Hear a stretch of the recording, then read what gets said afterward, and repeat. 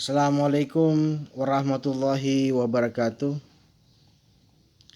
Alhamdulillah wa syukurillah wa la hawla wa la quwata illa billah. Amma ba'du. Allahumma salli wa sallim ala Sayyidina Muhammad wa ala ali Muhammad. Pada hari ini kita akan mereview satu buku yang berhubungan dengan bulan Ramadan. Dan ini berhubungan dengan para tausiah-tausiah yang sering disebutkan, dijelaskan para ulama, para ustadz seputar bulan Ramadan. Oke, bukunya ada sama saya ini sekarang. Saya lihat judulnya apa? Hadis-hadis palsu seputar Ramadan. Yang buat ialah Kiai Haji Ali Mustafa Yaakob. Kita tidak perlu khawatir dengan ilmu beliau. Ilmu beliau secara sepintas akan jelaskan. Beliau alumni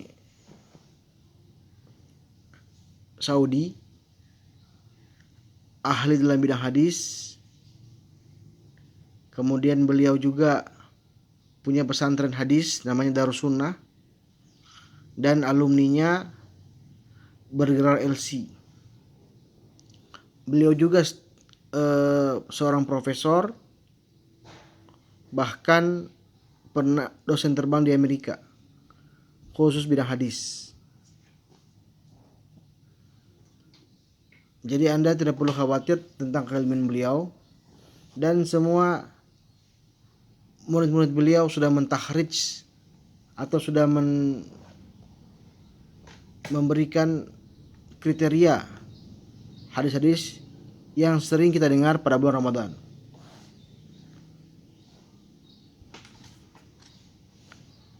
Hadis-hadis palsu bulan Ramadan. Sebenarnya buku ini sudah lama.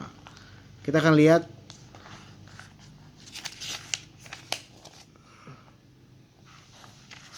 ini 2010 cetakan kelima.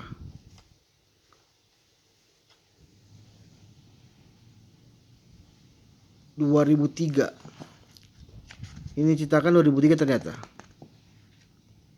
Di antaranya ialah, jadi kalau lihat buku ini, apa semua isinya? Ada yang mengatakan Ramadan di awal rahmat, tidak makan kecuali lapar, Ramadan setahun penuh, tidurnya orang puasa itu ibadah, naumus shaim ibadah, Ramadan tergantung zakat fitrah, salat tarawih 8 dan 20. Fatwa ulama terjih Muhammadiyah mengkritisi pemikiran Albani. Jadi itulah isi dari daftar isi tersebut. Jadi Anda kan sering dengar salat tarawih 8.20, 8.20. Itu juga ternyata ada sahabat yang memakai hadis palsu. Intinya sebenarnya salat tarawih itu adalah salat qiyamul lail. Kalau kita akan bahas. Tapi saya tidak akan bahas masalah isinya. Tetapi ini terkait masalah hadis-hadis yang digunakan oleh para ustadz, para kiai, para penceramah bulan Ramadan. Kita akan buka ya, satu aja. Kita akan buka sebagai satu perbandingan yang sering terdengar, yaitu tentang tidurnya orang puasa itu ibadah. Halaman 38 ya. Kita akan lihat.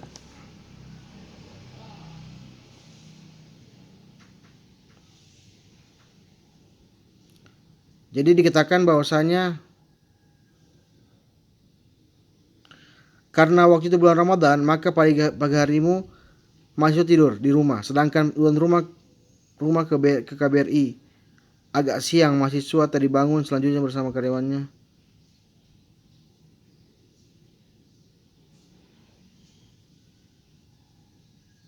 Oh, jadi ini awalnya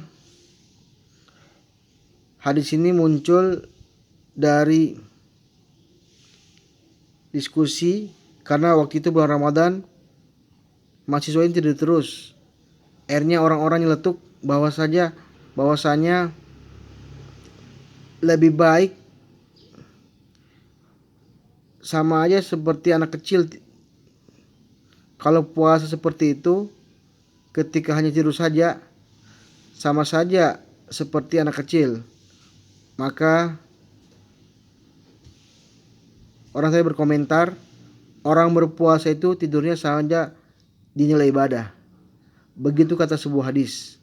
Mana mungkin, kata tuan rumah, orang tidur kok bisa beribadah? Ini berarti tidurnya saja sudah mendapatkan pahala. Padahal orang beribadah itu mendapatkan pahala karena ia menghadapi tantangan godaan. Lantas orang yang tadi tidur itu tantangannya, godaannya, katanya memberikan alasan.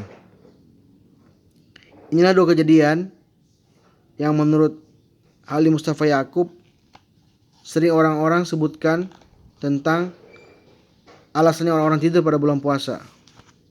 Kita lihat hadisnya apa. Berikut ini hadisnya.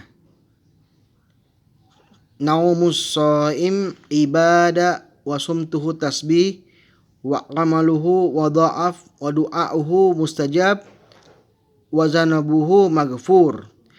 Tidurnya orang puasa itu ibadah, diamnya tasbih, amalnya dilipat gandakan, doanya dikabulkan, dosanya diampuni. Ini hadis menurut Imam Suyuti palsu.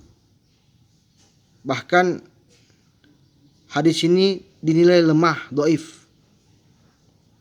Bahkan yang mengatakan dipertimbangkan, diamalkan. Sedangkan hadis ini palsu, semi palsu atau munkar. Kenapa munkar? Pasti di sini aja penjelasannya.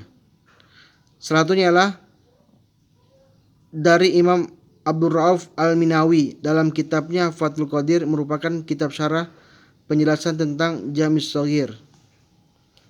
Al-Minawi menyatakan bahwa pernyataan Suyuti itu memberikan kesan bahwa Imam Baihaqi menilai hadis ini dinilai lemah. Padahal masalahnya tidak demikian. Imam Baihaqi telah memberikan komentar hadis ini di atas. Tetapi komentar Imam Baihaqi itu tidak dinukil oleh Imam Suyuti. Menurut Imam Baihaqi, dalam surat ini terdapat nama-nama yang ma'ruf seperti Ma'ruf bin Hasan, seorang rawi yang doif, dan Sulaiman An-Nahai, seorang rawi yang lebih doif. Bahkan kritikus hadis mengatakan seperti Al-Iraqi menjelaskan Sulaiman itu sebagai seorang pendusta. Nah, karena perawinya pendusta, maka hadisnya sudah kategori semi palsu. Jadi para pendengar, para pemirsa yang menyaksikan di sini, bahwasanya tidak mengherankan Profesor Ali Mustafa Yaakub membuat buku ini dengan tujuan agar kita tidak salah memahami seputar hadis-hadis pada bulan Ramadan. Masih banyak kalau kita bahas, tapi tidak perlu saya bahas semuanya, karena ini hanya memberikan review buku. Bahwasanya buku ini sudah ada dari 2003, bahkan dicetak 5 kali sebagai bahan untuk kita punya pembahasan, kita punya referensi terkait masalah. Lihat aja daftar isinya, daftar maraji. Maraji ini ialah daftar pustaka atau sumber. Jadi kitab ini sangat simpel, tipis, tapi sangat bermakna dan sangat baik untuk kita semua yang sering mendengarkan ceramah-ceramah pada bulan Ramadan.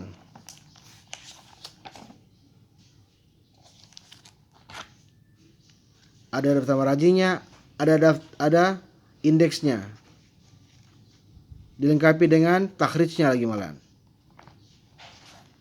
Kita lihat sampai mana bahasanya.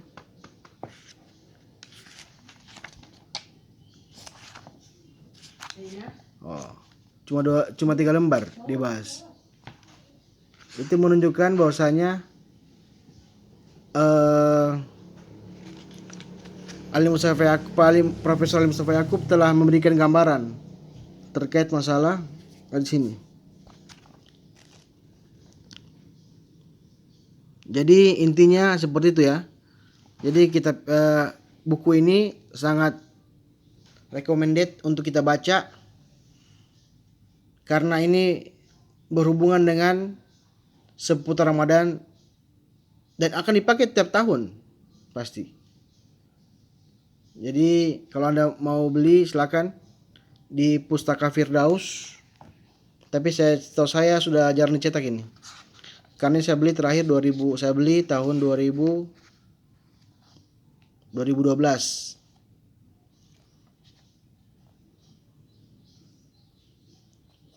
Di pengasuh pesantren Luhur Darussunnah, Guru Besar Ilmu Hadis Institut IKI, Jakarta.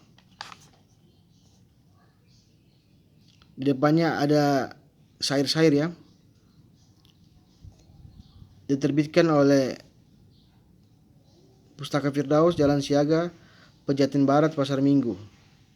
Ini semua